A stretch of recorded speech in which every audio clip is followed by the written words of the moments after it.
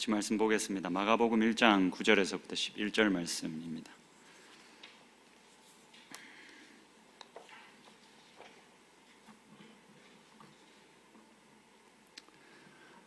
마가복음 1장 9절에서부터 11절 말씀입니다.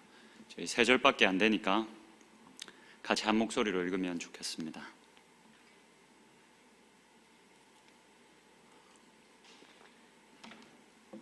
다 찾으셨으면 우리 같이 함께 읽겠습니다. 시작. 그때에 예수께서 갈릴리 나사렛에서부터 와서 요단강에서 요한에게 세례를 받으시고 곧 물에서 올라오실새 하늘이 갈라짐과 성령이 비둘기같이 자기에게 내려오심을 보더니 하늘로부터 소리가 나기를 너는 내 사랑하는 아들이라 내가 너를 기뻐하노라 하시니라. 아멘. 여러분 반갑습니다. 마가복음 저희가 계속 함께 살펴보고 있는데 좀 어떠신지 모르겠습니다. 약간 어렵지 않을까라는 걱정도 하고는 있는데 그래도 여러분들이 잘 따라와 주시고 계시다라고 믿고 계속 하고는 있습니다. 혹시 너무 좀 어렵거나 딱딱하거든 얘기해 주시면 잘 고쳐질지는 모르겠으나 최대한 노력을 해보도록 하겠습니다. 오늘은 이제 9절에서부터 11절의 말씀을 저희가 함께 좀 보겠습니다. 제가 한 번씩 말씀을 드렸던 것처럼 특별히 이 공간복음서 함께 펼쳐놓고 봐야 하는 마태복음, 누가복음, 마가복음 이 세 복음서는 같이 보는 게 너무나도 중요합니다. 내용을 공유하고 있는 것들이 너무 많고 같은 자료를 보고 기록했을 가능성이 높기 때문에 이렇게 함께 펼쳐놓고 보면 각 저자가 무엇을 핵심적으로 말하려고 하는지를 우리가 이렇게 펼쳐놓고 대조해 볼 때 좀 알 수가 있습니다. 오늘 본문은 예수님이 세례를 받으시는 장면입니다. 너무나도 유명한 장면이고 또 어떻게 보면 너무나도 중요한 장면이시죠. 예수님이 이 땅에 오시고 사람으로부터 세례 요한으로부터 세례를 받으시는 장면이기 때문에 나름 의미 있고 굉장히 중요한 시간이다, 중요한 장면이다라는 것을 우리가 알 수가 있습니다. 그래서 이 이야기는 공간복음서 모든 기자들이 함께 기록을 해주고 있습니다. 대략적으로 제가 대조를 한번 해봤는데 화면을 한번 보시겠습니까?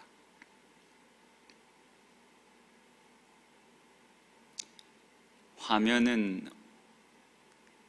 늘 보고 싶지만 화면이 없는 것으로 알고 이 마태복음과 마가복음과 누가복음이 이 예수님이 세례를 받으시는 장면을 각각 조금씩은 다르게 기록을 합니다. 마태복음은 특별히 이 마가복음과 누가복음이 기록하고 있지 않는 이 예수님이 왜 세례를 받으셨는가 그 신학적인 의미에 대해서 이야기를 합니다. 그러니까 세례 요한이 나 도저히 당신에게 세례를 못 베풀겠습니다 라고 하니까 예수님이 당신이 꼭 나에게 세례를 베풀어야 한다. 당신이 나에게 세례를 베풀어야만 우리가 그 의를 다 이룰 수 있다. 구약에 예언된 그 의를 이루기 위해서는 당신이 나에게 세례를 베풀어야 된다 라고 말하면서 이 세례에 담긴 신학적인 의미에 대해서 언급을 합니다. 마가복음과 누가복음은 언급을 하지 않습니다. 누가복음은 마가복음과 마태복음과 다르게 굉장히 제일 무난하게 예수님이 세례 받는 장면을 기록합니다. 마가복음과 누가복음이 이 세례 받으시는 장면이 제일 비슷한데 거기서 거의 이 마가복음의 한 단어가 누가복음과 비교를 해보면 지금 이제 비교를 우리가 할 수 없기 때문에 한눈에 볼 수 없기 때문에 이야기하는 게 어렵지만 딱 한 단어가 눈에 들어옵니다. 그 단어가 무엇이냐면 곧입니다. 곧. 그러니까 곧이라고 번역된 부사인데 급하게 서둘러서 이렇게 번역을 할 수도 있습니다. 마가복음에서 이 곧이라는 부사를 자주 사용합니다. 이게 오늘 본문 10절에 보시면 예수님이 세례를 받으신 다음에 곧 물에서 올라오실세라고 이야기합니다. 이 곧이라는 이 부사를 마가복음이 자주 씁니다. 제가 말씀드렸던 것처럼 마가복음의 저자는 어떤 이야기들을 굉장히 디테일하게 저술을 많이 했습니다. 다른 공간복음서 기자들보다 이 내용이 짧지만 한 사건 한 사건들을 기록할 때는 그 이야기들을 굉장히 디테일하게 기록을 많이 했습니다. 그래서 아마 마태복음과 누가복음의 이 저자는 이렇게 디테일하게 기록되어져 있는 마가복음을 자료로 해서 그 자료를 참고로 하고 자신들의 복음서를 썼을 가능성이 높습니다. 근데 이 각 사건들은 그렇게 디테일하게 기록하면서 사건들마다 이렇게 굉장히 호흡을 마가복음의 저자는 빠르게 가져갑니다. 그때 사용되는 단어가 곧입니다. 이 곧이라는 단어를 이 마가복음의 저자가 어떻게 사용하냐면 독자들로 하여금 시선을 옮기도록 하는데 이 곧을 씁니다. 이게 무슨 말이냐면 사실 여러분 예수님이 세례를 받으셨다라고 한다면 이 세례 받으시는 그 광경 이게 굉장히 중요하지 않겠습니까? 근데 오늘 우리가 9절, 10절, 11절을 보시면 이 세례 받는 그 상황에는 마가복음의 저자가 별로 관심이 없다라는 것을 알 수가 있습니다. 오히려 이 곧이라는 부사를 다시 한 번 더 또 사용하면서 이 독자들의 시선을 어디다가 옮기냐면 예수님이 세례 받으신 직후에 일어난 상황, 벌어진 일들에 독자들의 시선을 향하게 합니다.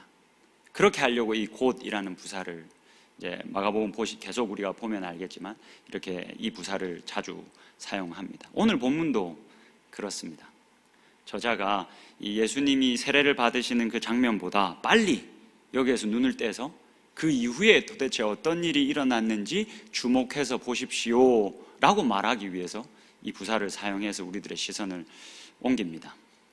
크게 두 가지로 구분을 해볼 수 있을 것 같습니다. 지금 마가복음의 저자가 우리의 시선을 예수님이 세례 받으신 직후로 옮겨 주고 있기 때문에 그쪽으로 우리가 시선을 이제 향해서 볼 건데 이제 10절과 11절을 보기 전에 9절을 한번 먼저 좀 보면 좋겠습니다. 9절에 보시면 이렇게 기록되어져 있습니다. 그때에 예수께서 갈릴리 나사렛으로부터 와서 요단강에서 요한에게 세례를 받으셨다.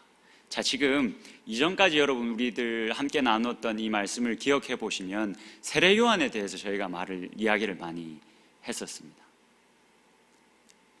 이제 이 복음서의 이 이야기에 예수님이 본격적으로 등장하는 장면입니다. 그래서 이 저자가 특별히 예수님을 이렇게 소개합니다. 그는 갈릴리 나사렛 사람이다. 나사렛에서부터 온 사람이다. 라고 소개를 합니다. 제가 저번 이제 설교 시간을 통해서 얘기를 드렸던 것 같은데 이런 내러티브, 이야기로 구성되어진 본문들은 이 저자가 우리들에게 주고 있는 인물에 대한 묘사, 이것들을 눈여겨볼 필요가 있다 라고 말씀을 드렸습니다. 그래서 세례 요한에 대해서 어떻게 묘사해 주고 있는가를 살펴보면 구약에 예언되어져 있는 엘리야를 가리키고 있다라는 정보를 우리가 얻을 수 있다라는 것을 이야기했었습니다. 인물에 대한 묘사도 중요하지만 지명도 굉장히 중요합니다. 이런 이야기들 속에서는 지명도 굉장히 중요합니다. 이 지명들에 사실은 이 저자들이 하고 싶은 말을 간접적으로 담아 두는 경우들도 많이 있습니다. 저희들이 그냥 저희들의 이 문화 속에서 지금 이 시간 속에서 갈릴리 나사렛 사람이다 라고 하면 여러분 어떤 이미지가 떠오르시고 어떤 생각이 드십니까? 예수님이 갈릴리 나사렛 사람이라 합니다. 여러분 어떤 이미지가 떠오르십니까? 시골 사람. 또 어떤 이미지가 떠오르십니까? 시골 사람 외에는 딱히 떠오르시는 게 없을 겁니다. 왜냐하면 저희들은 그때의 그 지역에 대해서 익숙하지 않기 때문에 그렇겠죠. 그러니까 시골 사람, 굉장히 정확한 표현인 것 같습니다. 나사렛이라고 하면 지금 저희들의 시대에 이렇게 비유를 해보자면 예수님이 부산 사람이다 이 부산은 그렇다고 치기에는 너무 대도시네요. 부산은 뭐 이 한국의 그죠? 제2의 도시고 크고 아주 좋은 도시이기 때문에 부산을 나사렛에 비유를 할 수는 뭐 이 웃음은 비웃음입니까? 감히 나사렛에 비유할 수 없고 나사렛을 어디다 한 통영 정도에 비유할 수 있을 것 같습니다. 뭐 통영은 또 통영에서 올라오신 분이 있으면 또 이해하고 들으시는 게 비유입니다. 뭐 이렇게 부산이라는 큰 어떤 도시에 이렇게 그 위에 살짝 붙어 있는 동네가 통영이지 않습니까? 이 나사렛이 당시에는 그런 느낌이었습니다. 나사렛에는 그 당시에 한 인구가 200명도 채 살지 않았을 것이다 라고 추정합니다. 유대 역사가 이 요세푸스라는 사람이 이 기독교에 되게 필요한 여러 자료들을 많이 남겨 놓았는데 그 사람 책에 갈릴리 지역 안에 있는 여러 도시들을 한 200여 개를 소개하고 있는데 나사렛은 거기에 포함이 되지 않습니다. 너무 작고 소박하고 그런 시골 마을이었기 때문에 아예 포함도 되지 않습니다. 여러분 요한복음 1장에 보시면 갈릴리 지역에 가나라는 도시 출신의 사람이 등장을 합니다. 나다나엘입니다. 빌립이 예수님을 먼저 만나고 그 예수님을 나다나엘에게 소개하려고 합니다. 그 나다나엘이 갈릴리 나사렛 사람이다, 예수가 갈릴리 나사렛 사람이다 라고 하니까 어떻게 비웃는지를 한번 보시겠습니까? 45절, 46절 저희들 다 같이 한번 읽어보면 좋겠습니다. 시작. 빌립이 나다나엘을 찾아 이르되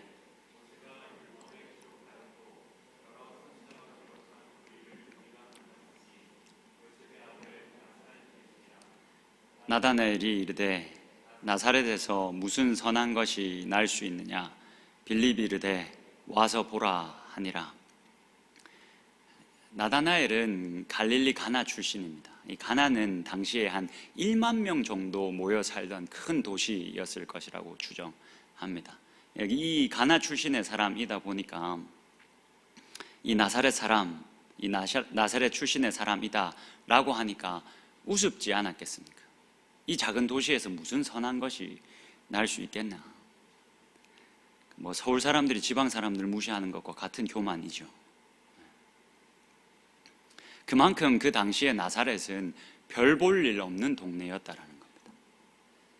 여러분 복음서를 굳이 이 복음서의 장르를 구분해서 말해보자면 이 고대 전기물일 겁니다. 그러니까 한 사람의 인생에 대해서 이야기하는 것. 근데 이 한 사람 예수 그리스도가 메시아다, 우리의 구원자다, 그가 가진 능력과 힘으로 우리를 구원하시고 회복하시고 다시 살리시는 이시다라는 걸 말하기 위해서 기록된 책이라는 말입니다. 근데 이 사람을 소개할 때 지금 처음으로 본격적으로 이 이야기에 등장해서 이 사람을 소개하는데 굳이 갈릴리 나사렛 사람이다 라고 이야기를 하는 겁니다. 이거 여러분 빼도 좋은 기록이지 않겠습니까? 나사렛을 붙이지 않아도 됩니다. 갈릴리 사람이라고만 해도 됩니다. 누가 뭐라 하지 않았을 겁니다. 근데 마가복음의 저자는 굳이 지금 예수님을 이 이야기, 자신의 이 복음 이야기의 전면에 등장을 시키면서 예수님을 갈릴리 나사렛 사람이다 라고 소개하고 있습니다. 왜 그랬을까요? 좀 위대하고 강하고 능력 있고 이런 사람으로 좀 소개해야 될 지금 시점에 굳이 갈릴리 나사렛 사람이다 라고 이렇게 소개하는 이유는 무엇일까요? 우리가 10절과 11절을 살펴보겠지만 사실 10절과 11절이 그냥 보면 뭐 그냥 읽을 수 있지만 사실 좀 깊이 들여다보면 10절과 11절이 해석하기가 정말 어렵습니다. 왜냐하면 이 10절과 11절이 불러오고 있는 구약 성경의 이미지들이 너무 많기 때문에 도대체 지금 이 저자 마음 가운데는 어떤 구약 성경의 배경이 자리 잡고 있었을까를 헤아리고 분석하기가 쉽지가 않습니다. 굉장히 어렵습니다. 근데 제가 생각할 때는 이 9절, 이 10절과 11절을 해석하는 길라잡이가 되어준다라고 생각합니다. 제가 방금 드린 이 말씀을 여러분들 좀 기억하시고 마음에 담아두시고 10절과 11절을 좀 같이 보면 좋겠습니다. 지금 마가복음의 저자는 제가 처음에 말씀드렸던 것처럼 지금 예수님이 세례를 받으시는 그 장면보다 세례 받으신 이후에 일어난 일에 집중하고 있습니다. 예수님이 세례 받으신 직후에 어떤 일이 일어났다라고 이야기합니까? 크게 두 가지로 나눠서 오늘 이야기를 한번 해보면 좋겠습니다. 먼저 10절에서는 하늘이 갈라지고 그 갈라진 하늘에서 성령이 비둘기같이 예수 그리스도에게 내려와 임했다라고 이야기합니다. 여러분, 이 하늘이 갈라졌다라는 이 표현은 아주 특별한 표현입니다. 이거 제가 수요성경대학에서 이 하늘이 갈라졌다라는 이 표현을 한번 나누었습니다. 이게 저번 주였나? 한번 나누었었습니다. 나눴기 때문에 이거를 제가 깊게 이야기하지는 않겠습니다. 그러나 한번 좀 보면 좋겠습니다. 하늘이 갈라졌다. 이 마태복음과 누가복음은 하늘이 열렸다라고 표현하는데 굳이 마가복음에서는 이 하늘이 찢어졌다라고 표현을 합니다. 사실 이것은 마가복음 저자의 의도적인 기록입니다.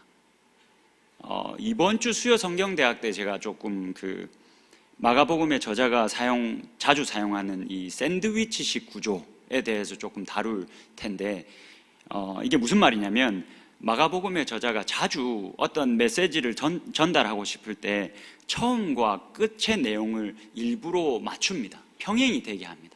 그리고 그 내용들을 안에 놓습니다. 그렇기 때문에 이 처음과 끝 평행되고 있는 이 이야기들에 주목을 해보면 저자가 어떤 말을 전달하고 싶어 하는지를 우리가 잘 알 수가 있습니다. 이 하늘이 찢어졌다라는 표현도 사실은 이 샌드위치식 구조 안에 있는 표현입니다. 이게 1장에 한번 등장을 하고 언제 가서 등장하냐면 마가복음 15장에 가면 또 한 번 등장합니다. 예수님이 십자가에 달리셨을 때 성소와 지성소를 나누고 있던 휘장이 위에서부터 아래로 찢어졌다. 여러분, 성소 안에 들여져 있는 그 기구들이 사실은 이 하늘들을 다 상징하고 있습니다. 우주 만물을 다 상징하고 있습니다. 근데 이 성소와 지성소를 나누고 있던 휘장이 위에서부터 아래로 찢어졌다. 그렇게 하늘이 찢어졌다라는 표현을 이 샌드위치식으로 그 구조에 넣어서 이야기를 하고 있는 겁니다. 그러면 이 하늘이 찢어졌다라는 것은 어떤 의미를 가지고 있을까요? 이 질문에 대답을 해보려면 유대인들이 이 하늘을 어떻게 인식하고 있느냐를 우리가 먼저 좀 알아야 합니다. 여러분들 성경을 한번 찾아보시면 좋겠습니다. 에스겔 1장 한번 가보시겠습니다.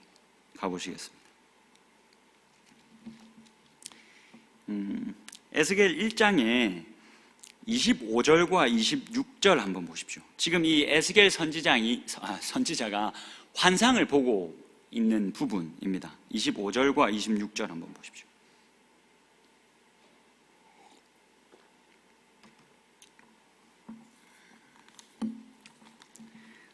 제가 읽어드릴 테니까 눈으로 한번 잘 따라와 보십시오.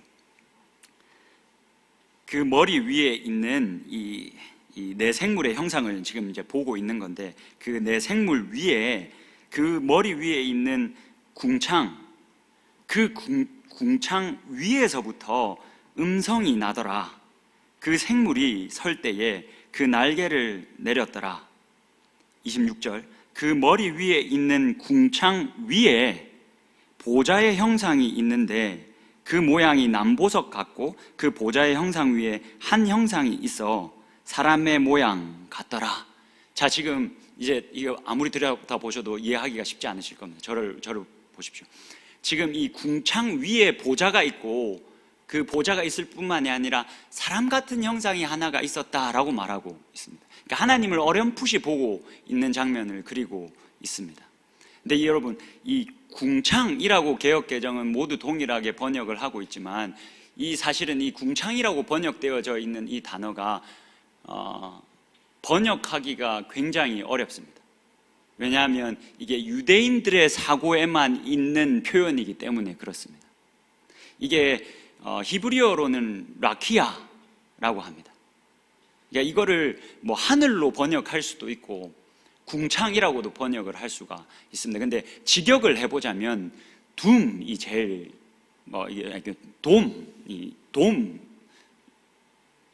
돔이라고 생각을 하시면 이게 제일 적합한 번역이 돔일 겁니다. 이게 유대인들의 하늘에 대한 인식을 그대로 보여주고 있는 표현입니다. 이 궁창 위에는 이 궁창이라고 표현하면 뭐한데 이 돔이 하나님이 거하시는 공간을 표현하는 단어. 그러니까 모두 다 그런 것은 아니지만 유대인들이 그냥 하늘이라고 말하고 싶으면 히브리어로 샤마임이라는 단어를 씁니다. 근데 그 하늘 위에 계신 하나님이 거하시는 공간, 이것은 라키아라는 이 돔, 이 표현들과 함께 자주 이렇게 사용을 합니다. 자, 일단 이것만 여러분들 기억하시고, 지금 유대인들은 이 하늘, 우리가 쉽게 하늘이라고 말하는 이 공간을 하늘로도 인식하지만 하나님이 임재하시는 공간으로도 인식을 합니다. 근데 하나님이 거하시는 그 공간인 이 하늘이 찢어져서 열렸다라고 이야기를 하고 있는 겁니다. 이 말이 무엇이겠습니까? 하나님의 임재가 원래는 이 에스겔에서 표현하고 있는 대로 궁창 위에만 머물러 있었습니다. 하나님의 임재가 그렇게 제한되어져 있었습니다. 우리들의 죄로 인해서 하나님의 그 거하시는 공간이 원래는 하늘과 땅에 충만했지 않습니까? 에덴이 그런 공간이었지 않습니까? 하나님의 임재가 하늘에서부터 땅까지 충만한 상태. 그런데 인간의 죄로 인해서 하나님의 임재가 이 땅에서는 성소라는 공간으로 제한되고 하늘 위로 제한이 된 겁니다. 그런데 예수님이 세례를 받으실 때 그 하늘이 찢어졌다. 그러면 그 궁창 위에 있다라는 그 보좌가 이 땅 가운데 내려왔다. 다시 한 번 더 하나님의 그 임재가 하늘과 땅, 이 천지 가운데 충만케 되어졌다. 새로운 시대가, 새로운 나라가 이제 시작되었다라는 선포를 하늘이 찢어졌다라는 표현으로 우리들에게 하고 있는 겁니다. 이 하늘이라는 인식을 유대인들은 이런 식으로 가지고 있었기 때문에 하늘이 찢어졌다라는 기록을 보았을 때 이 구약 성경의 이 배경에 익숙했던 사람들은 하나님의 보좌가 하늘에서부터 이 땅에 내려왔구나, 그렇게 하나님의 임재가 드디어 회복되고 새로운 날이 시작되었구나 라고 인식을 했습니다. 다시 본문으로 조금 돌아가 보겠습니다. 10절 다시 보시죠. 그렇게 하늘이 찢어져 열렸을 뿐만이 아니라 하늘로부터 성령이 비둘기같이 자기에게 내려오셨다라고 이야기합니다. 여러분, 에스겔서 그대로 36장 한번 가 보시겠습니까? 이거 저번 주 저희들 설교 시간에 함께 나눴던 본문입니다. 에스겔서 36장 한번 가 보시죠. 36장 26절, 27절 한번 보시죠.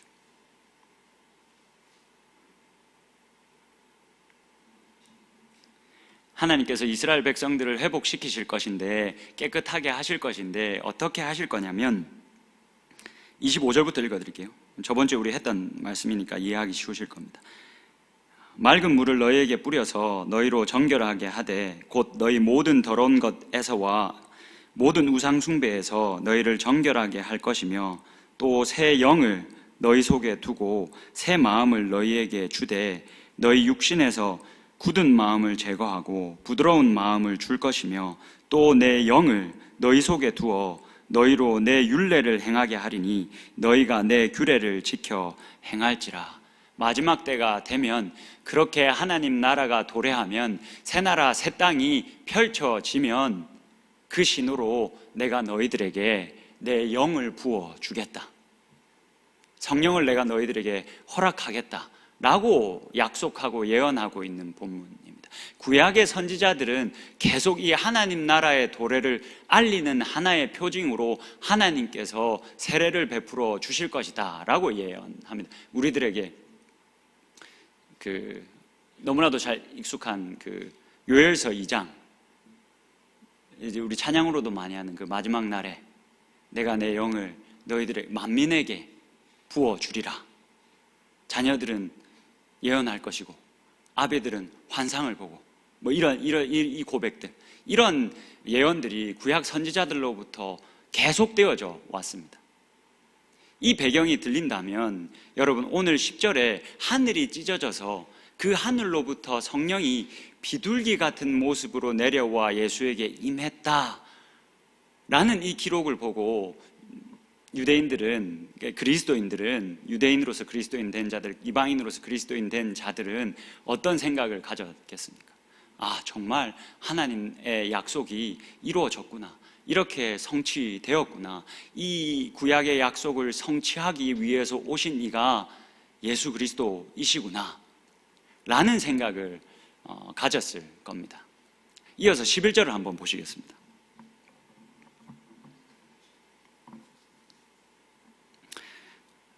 11절을 보시면 두 번째 예수님이 세례받으신 직후에 어떤 일이 일어났는지에 대해서 이야기를 이렇게 합니다. 하늘로부터 소리가 나기를 너는 내 사랑하는 아들이라 내가 너를 기뻐하노라 하시니라. 그 하늘이 찢어져서 열리고 그 하늘에서부터 음성이 들려왔습니다. 하나님의, 여러분, 사랑의 음성이죠. 이게 너무 로맨틱하지 않습니까? 예수님이 세례 받으실 때 자신의 아들을 내어 보내신 그 하나님께서, 그 성부 하나님께서 자신의 하나밖에 없는 아들에게, 아들이 세례 받을 때 이렇게 이야기하는 겁니다. 너는 내 사랑하는 아들이고 내가 너를 기뻐한다.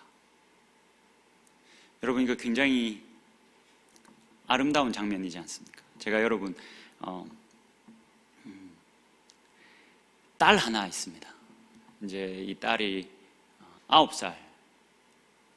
그래서 이제 초등학교 2학년이고 조금 있으면 이제 초등학교 3학년이 됩니다.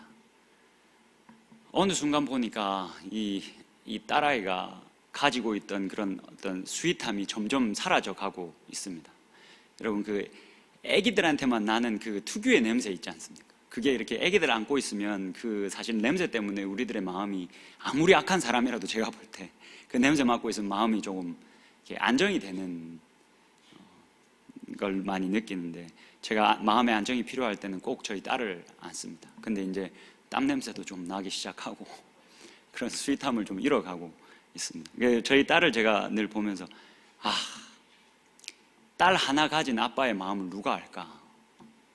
딸 하나밖에, 이게 둘째를 제가 너무나도 원하지만 거의 둘째는 이제 없을 것 같은데 저희 아내가 허락을 안 해줘서, 이 딸 하나밖에 없는 아버지의 마음을 누가 알까라는 생각이 들 정도로 제 딸을 보고 있으면 마음이 참 좋습니다. 하나님도 지금 자신의 하나밖에 없는 아들, 그 독생자 예수 그리스도를 내려보내시고 그 예수 그리스도가 세례 받으실 때 이렇게 로맨틱하게 고백하고 있는 겁니다. 너는 내 사랑하는 아들이고 내 기뻐하는 자다. 여러분, 근데 이게 그렇게 아름답거나 로맨틱한 고백이 아닙니다. 사실은 이게 굉장히 잔인한 고백입니다.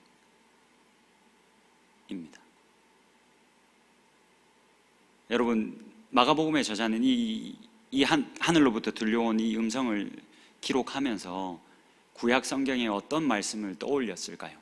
아마도 이사야서 42장의 말씀을 떠올렸을 가능성이 굉장히 큽니다. 이사야서 42장으로 한번 넘어가 보시겠습니까?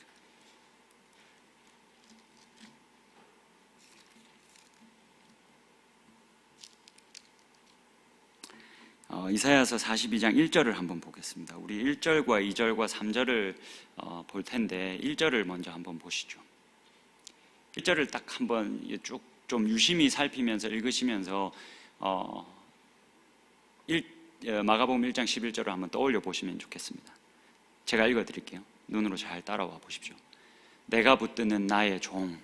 여기서는 나의 종이라고 번역하고 있지만 이 히브리 단어는 아들로도 번역이 가능합니다. 여러분, 내가 붙드는 나의 종, 나의 아들, 내 마음에 기뻐하는 자, 내 사랑하는 아들이요 내 기뻐하는 자라. 곧 내가 택한 사람을 보라.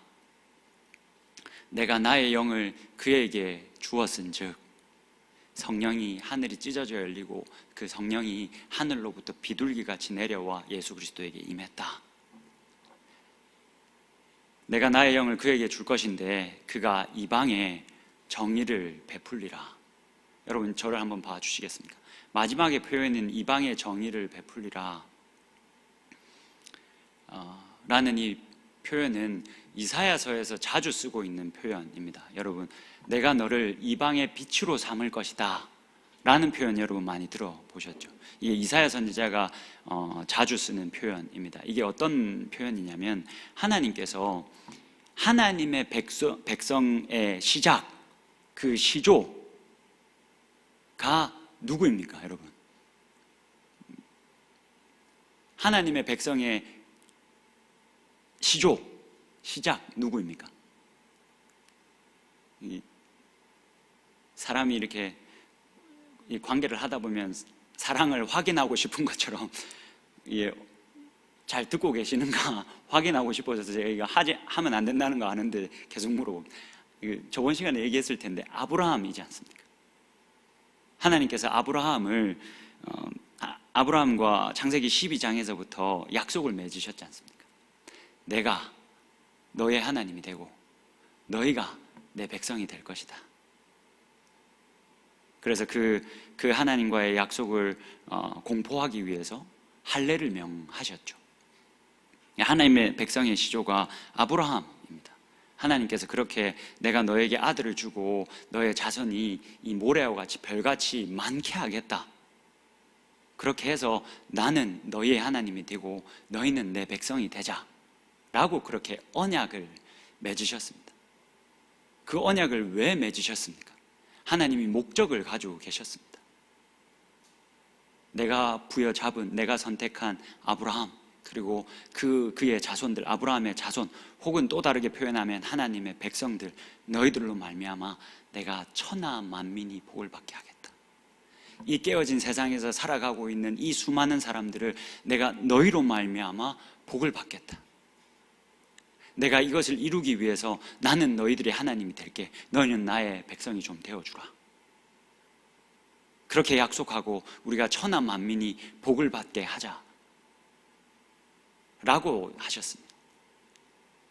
이사야 선지자는 이것을 이방의 빛으로 대체해서 사용합니다. 아브라함과 하나님께서 맺으셨던 그 약속, 우리를 이방의 빛으로 삼아 하나님께서 천하 만민이 복을 받게 하실 것이다 라는 이야기를 계속해서 이사야 선지자는 이방의 빛이라는 표현으로 우리들에게 대체해서 사용합니다. 여기도 그 말입니다. 내가 그에게 나의 영을, 성령을 주고 그가 이방의 빛이 되어서 이방의 정의를 베풀리라. 그 천하 만민이 이 깨어진 세상을 살아가고 있는 이들을 건져내고 구원하고 회복하고 그렇게 다시 살리게 하겠다. 그렇게 내가 선교를 그렇게 해갈 건데, 내가 이 사람의 이 올 메시아에게 내 영을 부어주어서 그 선교를 하게 하겠다, 그 회복과 구원 사역을 하게 하겠다 라고 약속하고 계신 부분입니다. 중요한 건 여러분 2절과 3절입니다. 그래서 그 메시아가 이 땅에 정복자로, 통치자로, 왕으로 임할 겁니다.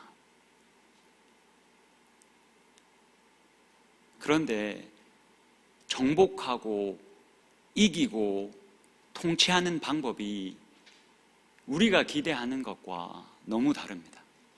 우리가 흔히 보는 세상에 속한 정복자들과 통치자들과는 다른 방법으로 우리들에게 오실 것이다. 다른 방법으로 우리를 구원하실 것이다.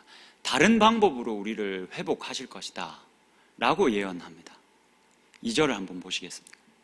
그는 외치지 않을 것이다.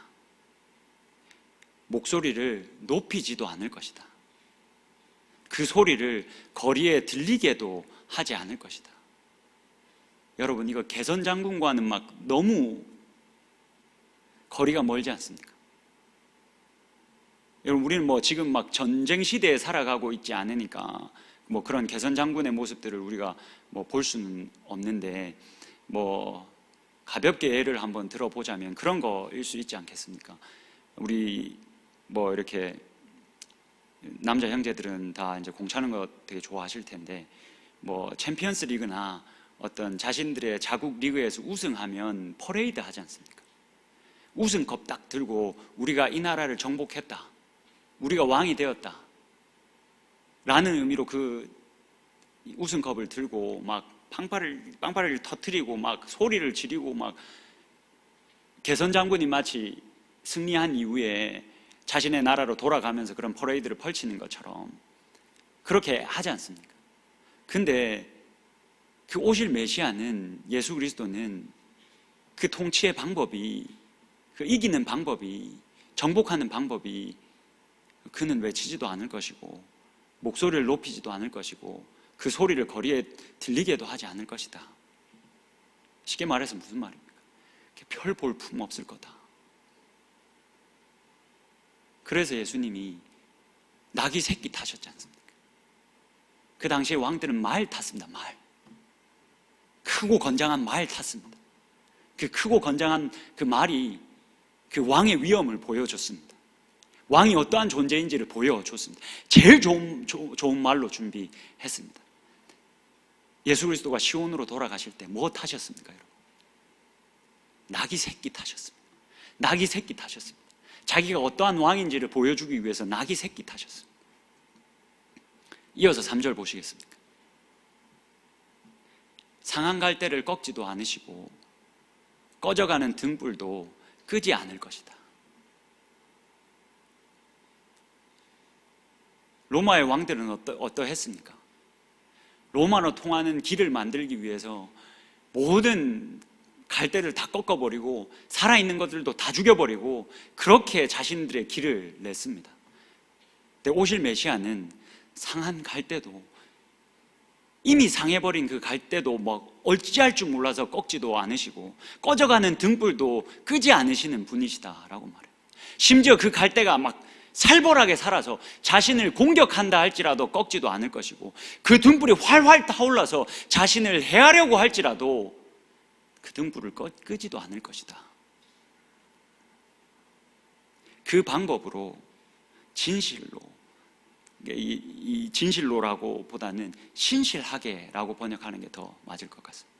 신실하게, 정의, 이 정의는 하나님의 질서를 의미합니다. 신실하게 그 하나님의 질서를 시행할 것이다. 하나님의 그 신실과 사랑을 이러한 방법으로 시행할 것이다. 이러한 방법으로 가져올 것이다 라고 이야기를 하고 있는 겁니다. 여러분, 다시 돌아와서 11절의 말씀이 분명히 이사야서 42장의 배경을 하고 있습니다. 그리고 이 구약 성경의 배경을 잘 알고 있었던 사람들에게는 이 내 사랑하는 아들이요 내 기뻐하는 자라, 이게 그냥 로맨틱하게만 들리지 않았을 겁니다. 하나님이 처음부터 이 세상을 이렇게 회복하겠다라고 작정하셨습니다. 내 힘으로 로마가 그랬던 것처럼, 헬라가 그랬던 것처럼 내 발이 닿는 곳마다 다 무너뜨리고 다 말살해버려서 내가 그 방법으로 왕이 되겠다, 그 방법으로 이 깨어진 세상을 회복하겠다라고 작정하지 않으시고,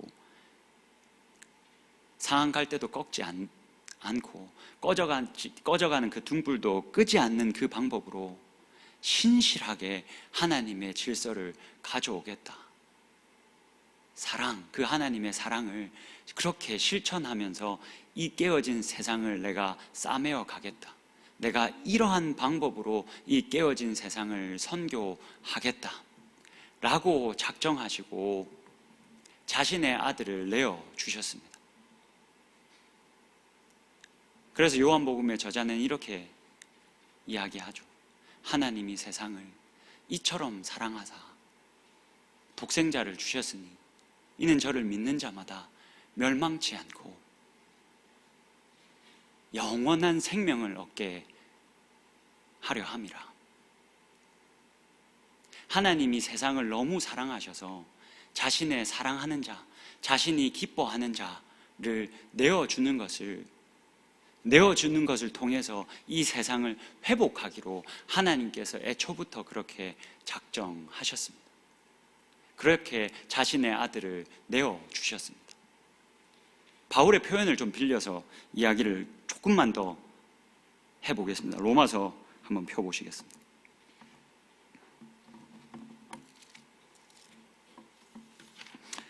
로마서 8장 한 번만 펴보십시오. 로마서 8장 32절입니다.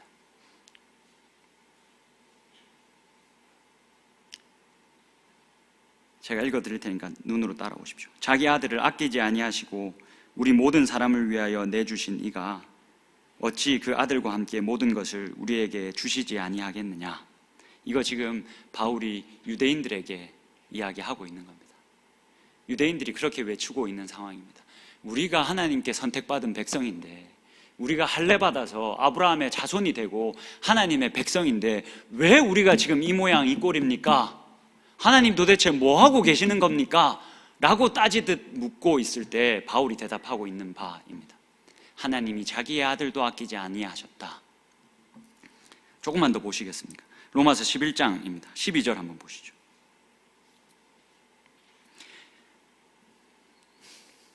바울이 이방인으로서 그리스도인 된 자들에게 하고 있는 말입니다. 로마서 11장 12절입니다. 그들의 넘어짐이, 유대인, 하나님의 백성, 하나님으로부터 선택받은 그 유대인들, 하나님의 백성들이 넘어짐이 세상의 풍성함이 되며 그들의 실패가 이방인의 풍성함이 되거든 하물며 그들의 충만함이리요. 지금 바울이 뭐라고 말하고 있는 겁니까? 왜 하나님의 백성이 무너졌겠느냐? 왜 하나님의 백성이 이렇게 몰락하고 아주 긴 시간 동안 압제 가운데 있겠느냐? 왜 하나님이 그들을 이렇게 내어주셨겠느냐? 하나님께서 그들을 내어준 때문에 이방인들이 풍성해지지 않았느냐? 이방인으로서 그리스도인 된 너희들이 복을 받게 되지 않았느냐? 하나님이 이 하나님의 백성들을 내어준 것 때문에. 마지막 11장 21절을 보시죠. 하나님이 원가지들도 아끼지 아니하셨은즉 너도 아끼지 아니하시리라. 여러분, 많은 사람들이 기독교를 오해하고 살아가고 있지는 않나라는 생각을 합니다. 여러분, 하나님이 여러분들을 왜 부르셨다라고 생각하십니까? 하나님이 여러분들을 왜 그리스도인 하나님의 백성, 아브라함의 자손 되게 하셨을까요?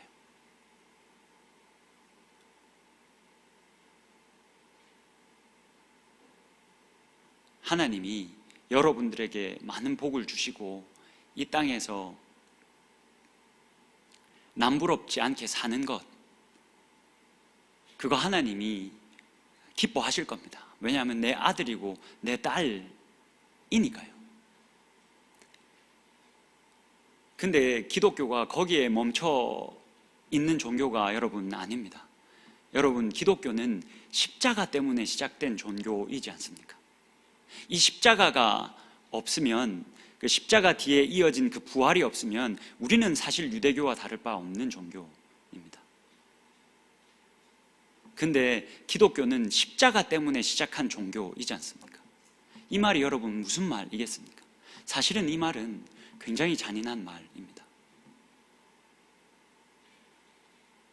내 사랑하는 딸, 내 사랑하는 아들, 내 기뻐하는 자들을 내가 천하 만민이 복을 받게 하기 위해서 내가 아끼지 않고 내어줄 것이다 라는 말과 같습니다. 이 세상이 복을 받게 하기 위해서, 천하 만민이 복을 받게 하기 위해서 내가 내 사랑하는 자들을, 내 아들, 딸들을 아끼지 않고 내어줄 것이다.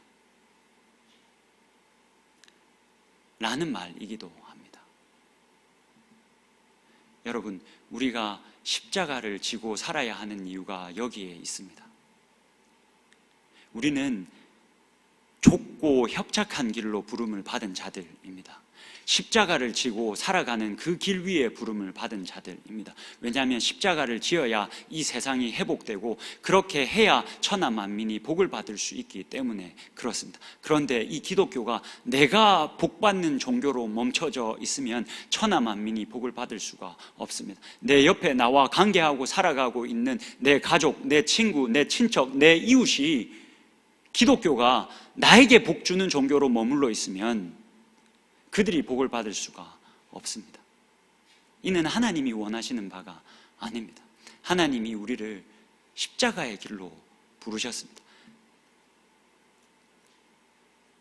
그 길을 가게 하십니다. 그러나 예수 그리스도가 그 떨림으로 십자가를 끝내는 지셨던 것처럼 하나님께서 우리들로 하여금 그 십자가를 질 힘을 주실 겁니다.